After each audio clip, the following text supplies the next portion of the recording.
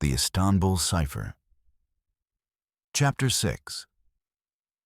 The youth center feels like someone forgot to plug it in. No music, no arguing, no hum from Emre's laptop fan. Leyla sits in front of her screen, fingers still, the cursor blinking like it's mocking her. She stares through it, not at it. Leyla scrolls her phone, jaw tight. I can see headlines reflected in her glasses. Something about ambitious students and glitching ghosts. She doesn't read them. She counts the damage. Sibel stands at the printer, feeding a thick sheet of recycled A4 into the tray. It grinds to life, slow and steady, printing a single color-coded map. When I enter, none of them look up. I stop just inside the door. The air is thick with the kind of silence that comes after a car crash. Everyone walking away, stunned, still hearing glass. "Have you heard from Emre?" I ask, voice low. Leyla shakes her head without looking. "Nothing. His phone's off." "Maybe he's too embarrassed to face us," Ayla mutters. "Or maybe he thinks we're blaming him." "I'm not," Sibel says, "but he probably is." I move closer, lower my bag to the floor. "You don't have to do anything today. You've earned a break." Leyla finally meets my eyes. Hers are bloodshot. "That's the thing," she says. "We didn't earn anything. We just proved everyone right." Ayla stands. "Not everyone. Just the ones who never wanted us here in the first place."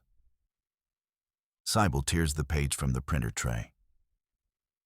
It's a fresh print of their hidden site map, unmarked, unfiltered. She lays it gently on the table like it's an offering. "This doesn't end," she says, "not just because someone laughed." That lands. Not loud, but heavy. No one speaks for a moment. Then I say, "Let's get out of here. A walk might help." They look at me like I just suggested a swim across the Bosphorus. But no one says no. We settle into a corner table at a nearly empty cafe near Galata Tower. Faded upholstery, overpriced pastries. The kind of place built for tourists, but temporarily reclaimed by silence. A waiter brings us tea without asking. Maybe he sees something in our faces. Leyla stirs her glass, but doesn't drink. We weren't ready. I pushed too fast. "No," Ayla snaps. "Don't do that." "Don't do what?" "Blame yourself for someone else pulling the rug. That wasn't code failure. That was sabotage." Leyla lowers her spoon. "You don't know that." "I know timing," Ayla says. "I know optics. I know the way Kadir positioned himself like a concerned uncle the second the demo glitched." "He didn't even touch the app," Leyla says, but her voice is softer now. "It was like we collapsed ourselves." "That's what he wanted," Sibel murmurs. We all turn. Sibel's been quiet, chewing her simmet like it's fuel, not food. She sets it down, wipes her fingers precisely. "If someone wanted to silence memory," she says, "they wouldn't need to erase it. Just make it seem unreliable, unstable, like it can't be trusted." I lean back in my chair, feeling the weight of that. Don't argue. Don't fix. Let it breathe. Leyla closes her eyes for a second. "So what now? We just post a retraction? Admit we were wrong?" "We weren't wrong," Ayla says. "We were interrupted. There's a difference." "Big difference," I add. Sibel slides a folded paper from her pocket. It's another section of the hidden map, annotated by hand, I've been tracking oral histories. The ones that overlap. They all point toward a structure that never appears in official archives. Leyla looks at it like it's a compass. You think it's real? She asks. I think someone wanted it forgotten. And that means it matters. A pause. Long, quiet. Then Leyla straightens her shoulders. Then let's find it. A tiny crack appears in the fog over the table. Not hope, not yet. But direction. Kubam. We linger too long at the cafe. But no one feels like leaving. Outside, the wind is sharpening. Istanbul's clouds gather like they know something we don't. Leyla thumbs through her screenshots of the news coverage. Look at this, she mutters, flipping her phone toward the center of the table. Quotes from officials. Innovative but premature. Needs more oversight. Too sensitive for student handling. Leyla flinches. They make it sound like we were reckless. They're framing it that way on purpose, Ayla says. Kadir didn't say we lied. He implied we might have, just enough to plant the seed. Sibel nods. He didn't need to shut us down. He just made sure we lost the room. Weaponized uncertainty, classic deflection tactic. I still don't get it, Leyla says. He seemed impressed. That first day in Suleymania, he gave us his card. Ayla snorts. And what does that mean? He's a bureaucrat with a god complex. That card was a leash, not a compliment. Sibel stays calm, always calm. Leyla, you weren't wrong to trust his interest. That's what makes it work. They only need you to hesitate once. Leyla looks away, her jaw tight. I sip my tea and listen. There's something valuable in their anger. Raw, yes, but grounded. They're seeing the edges now, the shape of the resistance they're up against. They don't care about memory, Sibel says finally. They care about who controls it. That lands harder than anything else today. Leyla closes her laptop. Then maybe it's time to stop playing nice. Ayla raises an eyebrow. Define not nice. Leyla looks at Sibel. You said you had something your family never shared. Is it about the church? Sibel hesitates, then nods. Come over after this. Sibel's apartment is small, lived in, layered with history the way Istanbul itself is. There's an old rug with frayed corners, bookcases packed 2 rows deep, and a faint smell of mint and worn paper. No music, no TV, just the quiet hum of something unsaid. She leads Leyla and me into her bedroom and closes the door. This, she says, pulling a dented metal tin from under her bed, is what no one outside my family has seen. Leyla leans in first. It's from your grandfather?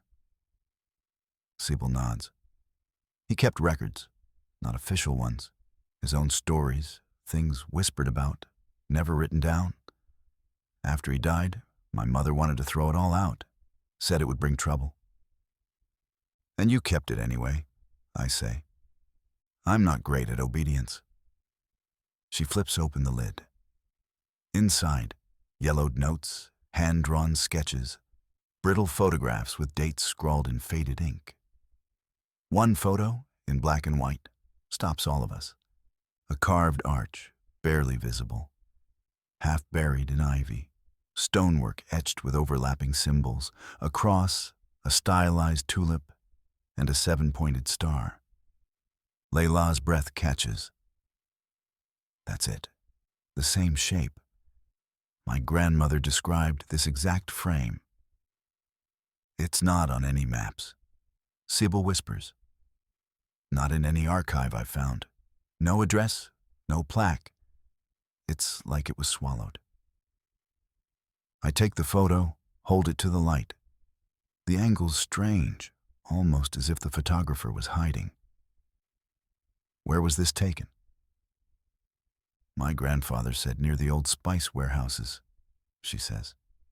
He used to deliver messages during the political crackdowns in the 70s. This place was a drop site, but only if you knew what to knock. Leyla and I exchange a look. We're not just chasing code or memory anymore.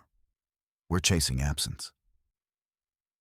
And you think this is the same place her grandmother remembered?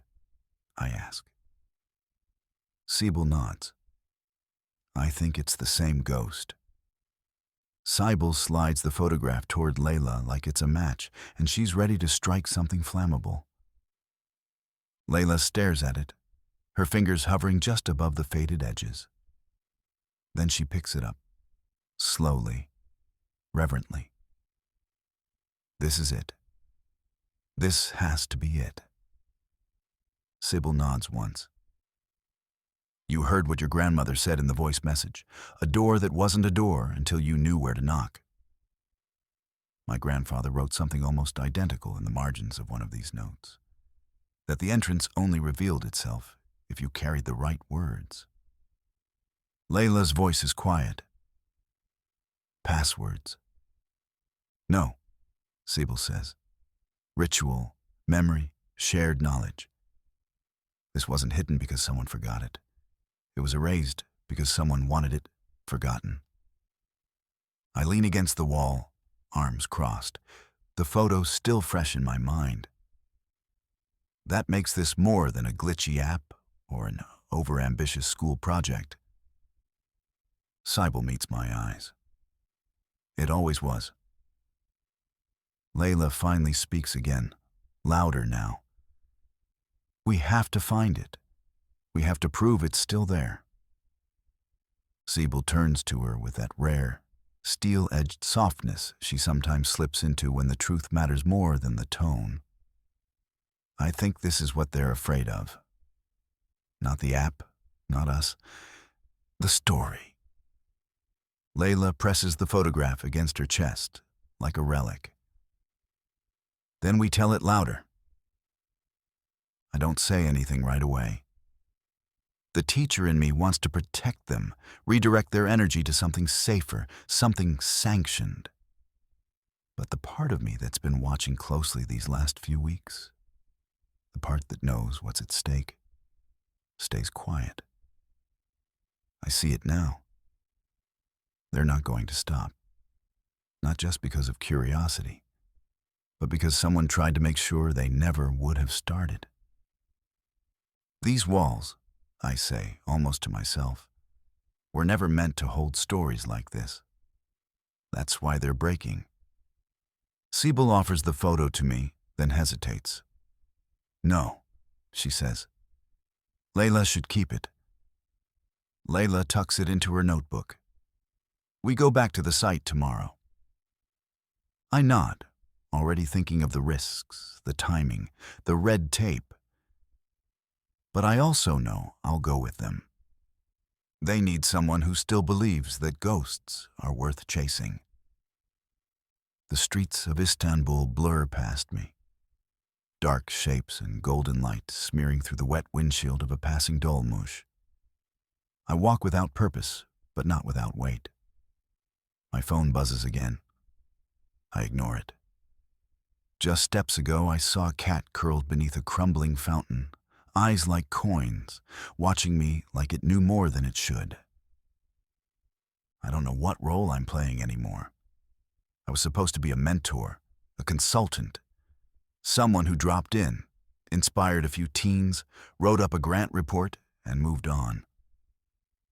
But now there's sabotage, a trail of erasure, teenagers carrying secrets no archive ever dared to hold. I reach my rented flat and step inside. No lights. The room greets me with silence and shadow. I drop my satchel and pour a glass of water I won't drink.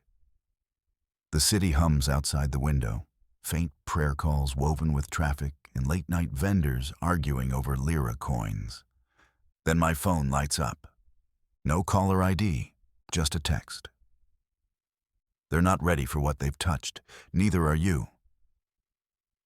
Attached is a low-resolution scan. Government letterhead, the red seal partially blurred. I enlarge the image, squinting through the poor contrast. One phrase jumps out, half redacted. Unauthorized digital archaeology linked to youth programming. Notify Bureau of Heritage Risk Management. A chill settles into my jaw. Not fear, recognition. Someone with real authority is watching, not just Hakan Kadir. Someone bigger, someone behind the curtains. I tap the screen off. The apartment darkens again. On the counter sits the printout of the team's site list. Beside it, a clipping from yesterday's paper. Istanbul teens use AR to resurrect forgotten histories. I pick it up, study the smiling photo of Leyla and Emre mid-demo. Taken seconds before it all fell apart. I whisper aloud, voice low and certain. This wasn't a mistake. It was a warning. And somewhere outside, far across the rooftops of Karakoy, I swear I hear the wind answer.